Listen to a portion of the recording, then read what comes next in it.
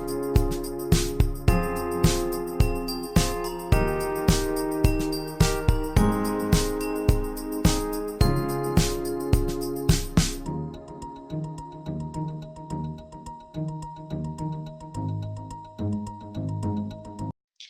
this is Everyday Expertise, and I'm Angela, and I'm here today with Melissa Beth Rose. She is a fantasy cartographer and illustrator working in California, well known for her gorgeous fantasy maps. Welcome. Hi, thanks. So, how did you get started in illustration? I've kind of been drawing since I was a kid. It was kind of always the thing that I was good at, more than anything else. So I was kind of gotten known for it, and it's definitely part of my identity. I just took art classes as a kid. My grandma took me to like the extra art classes during the summer. So I just loved it, coloring, just sit in my room drawing forever, and went to school for it.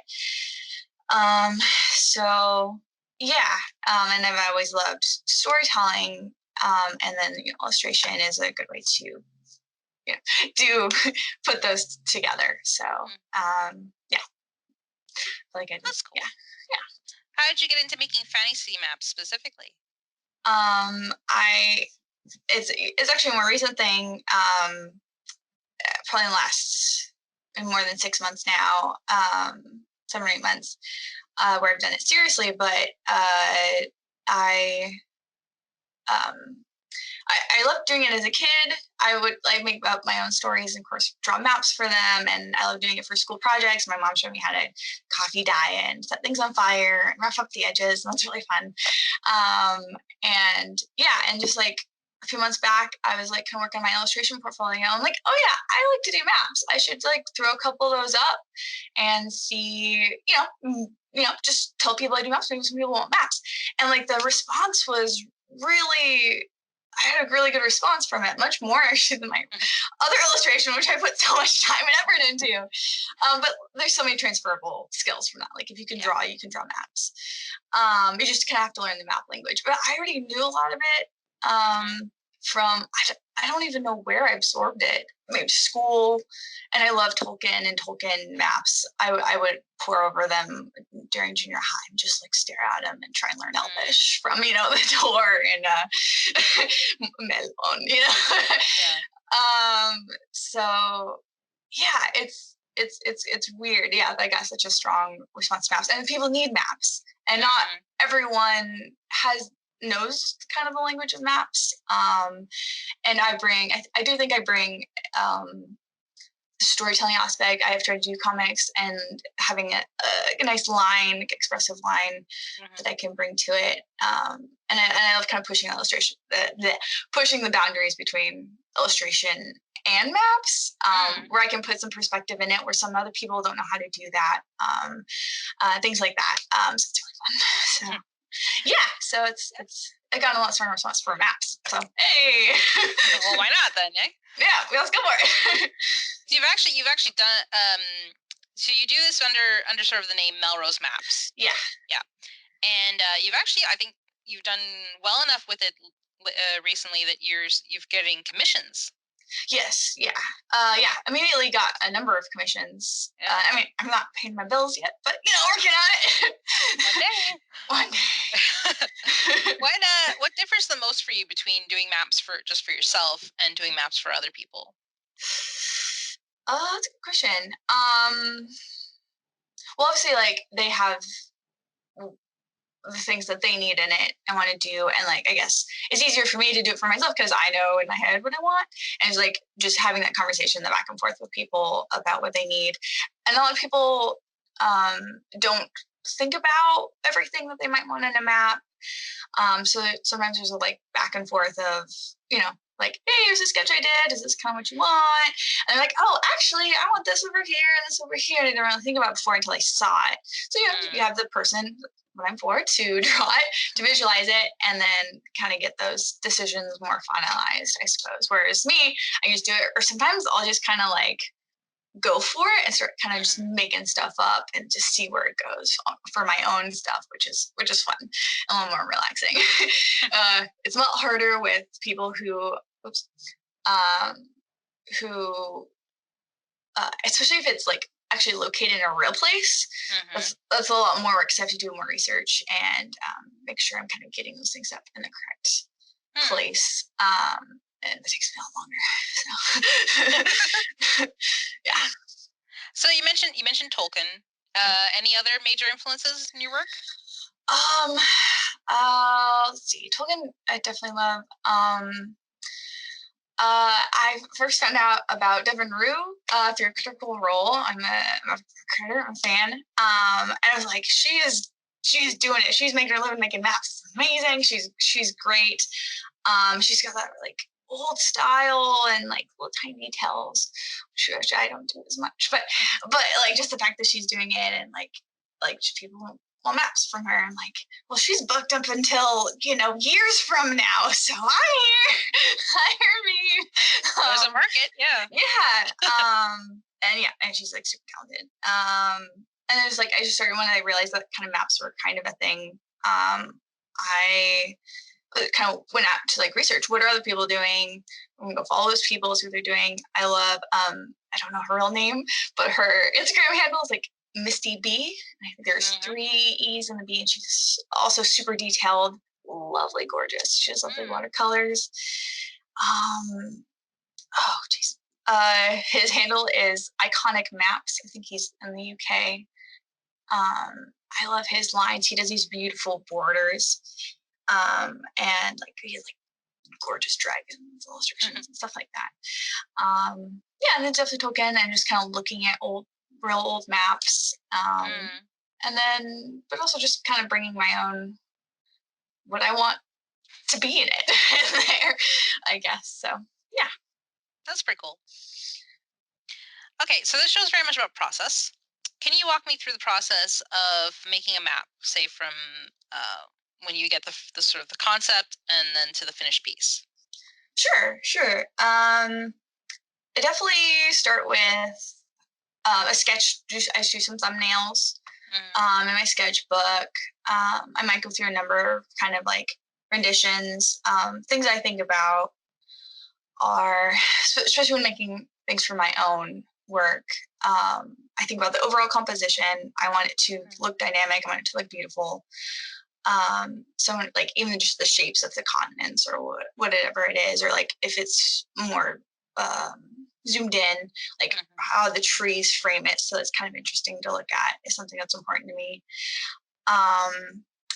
When I make my own, I love to think about barriers or places of potential conflict, especially since a lot of the commissions that I do are for like RPG maps, D&D maps. So you want to think about like, okay, if there's like a canyon in the middle, just running right through the map, that's naturally separating people groups, that creates a barrier for if players need to go from one side to the other, like physically and metaphorically, and all that fun stuff. So I think about that. Creating variety, like different kinds of places or visual texture.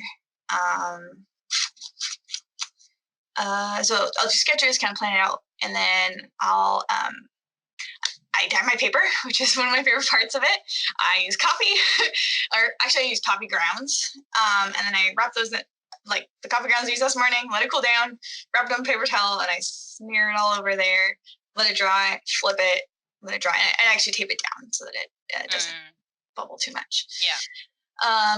And then I'll do the pencil on my pretty dyed paper, and then make sure it's all labeled and everything. If there's words and stuff, when I ink, I ink the words first. That just makes it easier. Yeah. So that way I can kind of leave that halo gap around the drawing part of it. Ink it. I use a lot of Pigma, my favorite pen is the Pigma FB. I also use Micron pens, a different variety, kind of depending if I need more detail or fatter lines or whatever. Oh, I forgot. If you want a border, which is usually nice, do the border first. That's first. Then letters, then the rest of the drawing. Yeah. And then whatever's closest to the back, of course. So everything is pen and paper, basically. mostly. The first couple maps I did were digital, actually, because I was working a lot digitally. But it's so much more fun to do it with the physical stuff. And I did a lot of digital illustration before this, and kind of getting back to maps made me realize how much I missed the physical stuff.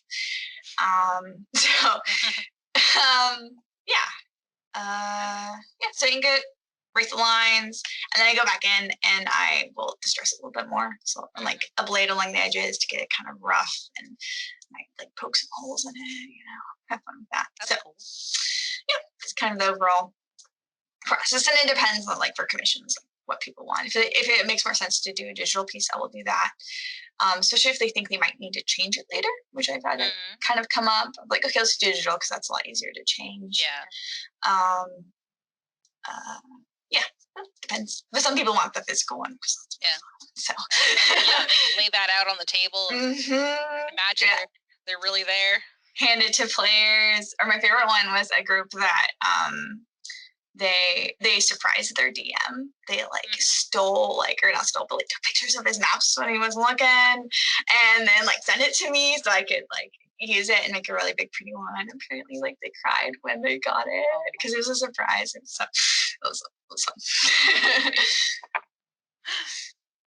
So what's something you wish you'd known about illustration before you began? There's something I should know. I feel like there's so many things I want to tell young artists that all of that is left in my head right now. Ask me that question. Make sure people pay you for your art. Ask for money up front and don't feel bad about it. Make sure you value yourself and your time. It's important. Oh, yeah. It is of value, and people need you, and don't underestimate that. And don't trust people to not. That's horrible.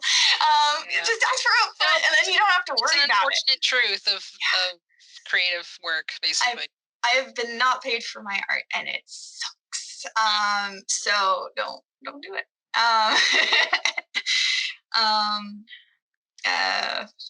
Let's first say it comes to my mind anyway. No, that makes sense. Yep. So, how do you integrate your art into your daily life? It's very integrated into my daily life. Are you doing it full time, or do you have a day job? I have a day job. It's a part-time day job, so part-time this and that. Yeah. So I work at a trophy shop for part-time in the morning, and I could use a laser and stuff. So that's fun. Yeah, and then the rest of the day, I'm watching my son, who's 3, and working on art kind of when I can. He's watching TV. But also, we just started daycare 2 times a week. So we set aside, me and my husband, he's creative too. So we set aside this time. We got gifted daycare from a family member, which has been amazing. So 2 times a week, we get a couple hours to ourselves so we can both be creative. So he's writing and I'm drawing and doing my math thing. And so that's good. It's been really good to have. It was really hard to not have the daycare and just trying to squeeze it in. And the older that my son gets, the more he needs my attention. That's part of my job as a mom, is to do that. To have some time that's set aside. This is our time. I can kind of focus on it. It's hard to there's a lot of, when he's there, it's a lot of okay, here's your orange juice. Okay, do something. Okay, you want to watch the show? Okay, I'm going to play with you. Yeah, okay, but it's very back and forth. And it's hard to kind of put the time to focus. So. Yeah, of course. You'll always have one eye on him, Yeah. Oh no, don't do that, you're gonna fall. Don't die. I love you. Stop being mad. Oh, you want a hug? Okay, just Sorry, he needs my attention. I'm his mom. So. Yep. Yeah. So, favorite aspect of making art? What do you love the most about it? I mean, I've always loved just making things and creating and kind of being able to tell stories. Being able to bring what's in my head to life. That's always been my goal since I was a kid. Even I was I'm not a real artist until I can get what's in my imagination onto the page. I feel like I am sort of at the point now. It's not always perfect, but that's fun. So yeah, all of it. I don't know. I love, I love the dying the part and the physical part. I love the content, drawing it on there. That's awesome. That's awesome to be able to do what you love, basically. Yeah. Mhm. So it's fun. So, least favorite? Anything that frustrates you? Not getting paid for my art. Let's see. I guess like, and there's like I guess the boring stuff, but the important things like, if you need to like work on like a contract or something with someone, it's important that it's not the most fun. But I don't even say that because it's just as important thing to do. To make sure that everyone's on the same page and we're all getting what we want. Yeah, probably just dealing with people who don't quite understand what you do and how much work it is, and like being like, oh, that's rough. Yeah. I didn't, you know what I mean? I get it. Yeah. Maybe that. But I feel like there's something else probably. But yeah, not too much. Like, gotta work hard and do what I can do to get here. I don't know, get there. How do you deal with stress or obstacles when things are just not going right? Stress is usually if you're tired, take a break, go do something to recharge, go into Critical Role. Let's see. But also I found like if it's just like sometimes you kind of just get like trapped in your head. There's like so many things to do. I make lists. I'm a big list checker offer. I got a planner this year. I'm really excited about it. It's helped so much. Yeah. It's got the month and it's got the week and it's got a to-do list for the week and something. I was never this organized as a young person. My mom was worried about me. I'm like, organization, it helps me survive. And actually, I will make daily lists on full pieces of paper with Sharpie, and I will write down what I want to do today. And sometimes for the next day, if I have a lot and I need to carry over, and then I get a little high after checking it off. And then like yesterday, I did all the things I wanted to do on my to-do list, and that doesn't always happen, and it's okay if things pass over most of the time. So yeah, I make lists. That makes sense. And yeah, recharge and sleep and stuff. Yeah. Sleep is good. Basically, yeah. I mean, to avoid issues, and basically, yeah, keep organized and sleep well. You could say basically. Yeah. Do you get block?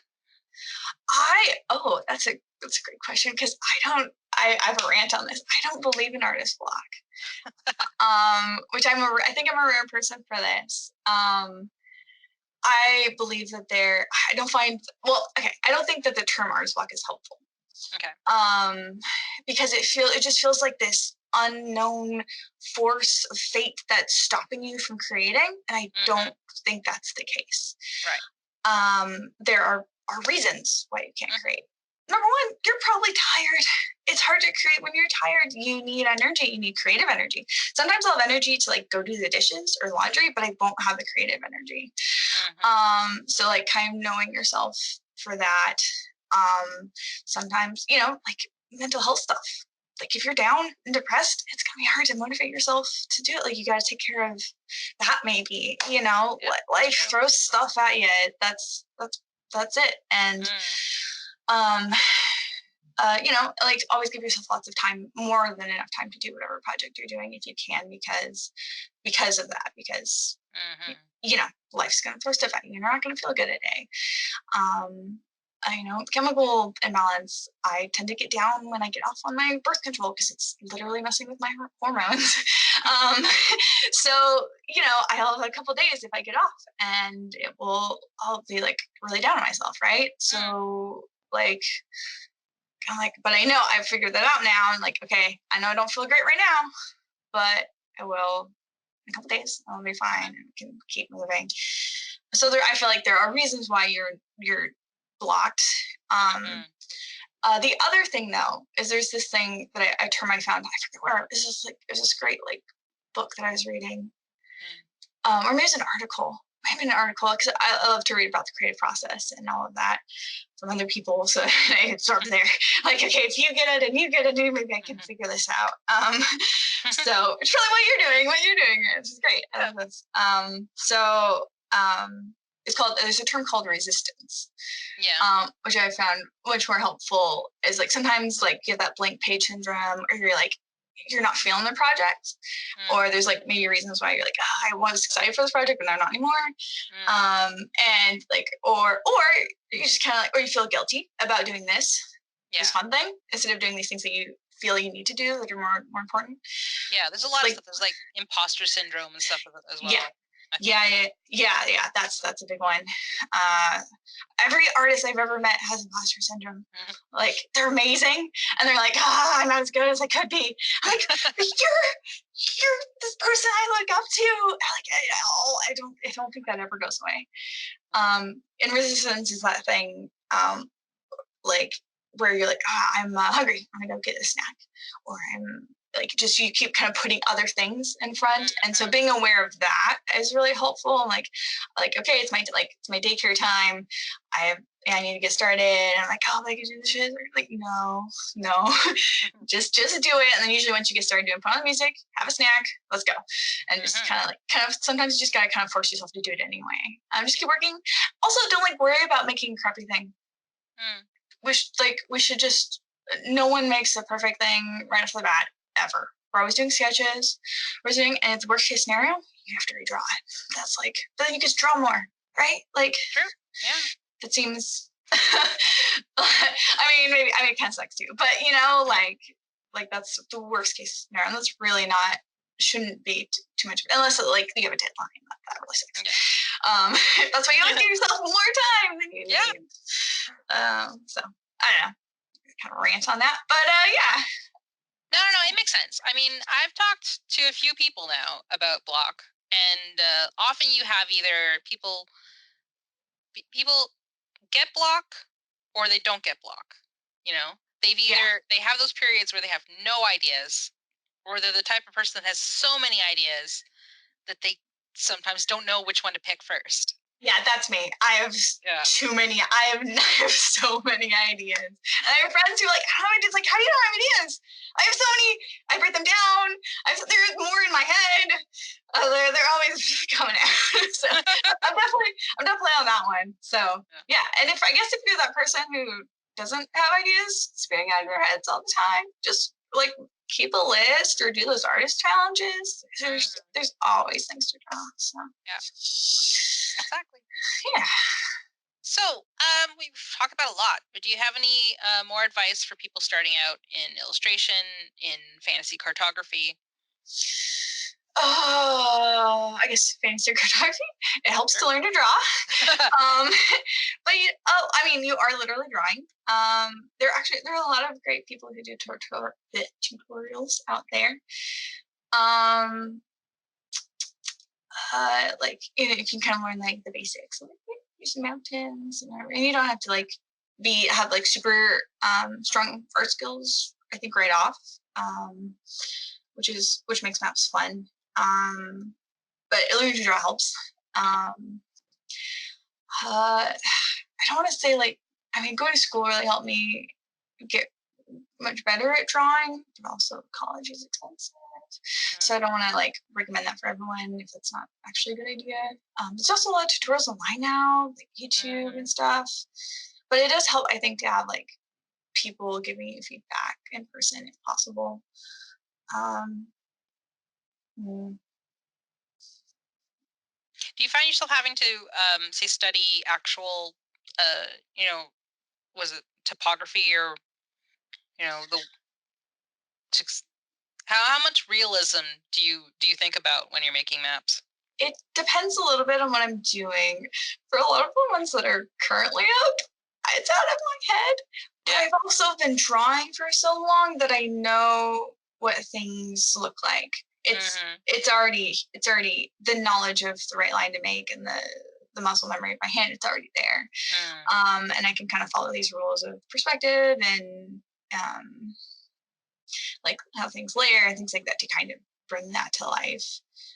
But I also I was looking at a reference for my Patreon. It's a little secret, but there's a turtle island. And so I was definitely looking up, I'm like, I haven't tried turtles that much. So I was definitely looking up reference and doing that. So yeah, definitely use reference. No shame about that. Yeah, for sure. So it kind of depends what I'm doing. If I need it, yes, definitely. And then I have a lot of like stored in here already, I guess, so I can use that. That's cool. Yeah. All right. So, Melissa, how can people find out more about you and your work? I guess my website is www.melissabethrose.com. You should be able to find all the stuff there, but I'm also mostly on Instagram. I have at Melissa Beth Rose 1 for illustration and at Melrose Maps for maps. I also just started a Melrose Maps Patreon.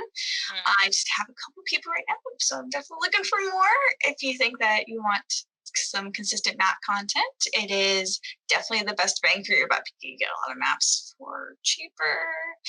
Cool. Which is great for you. I have like kind of one that's set aside for like DMs. It's called the World Builder one. Or if you want to get a physical map sent to you every month, I have that option too.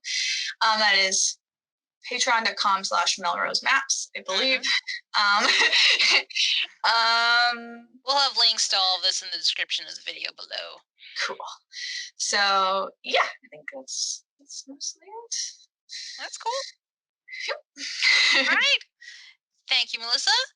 Thank you, everybody, for watching. This has been Everyday Expertise. I'm Angela. Bye.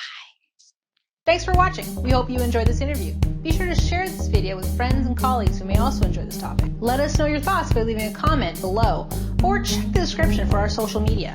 See you next time.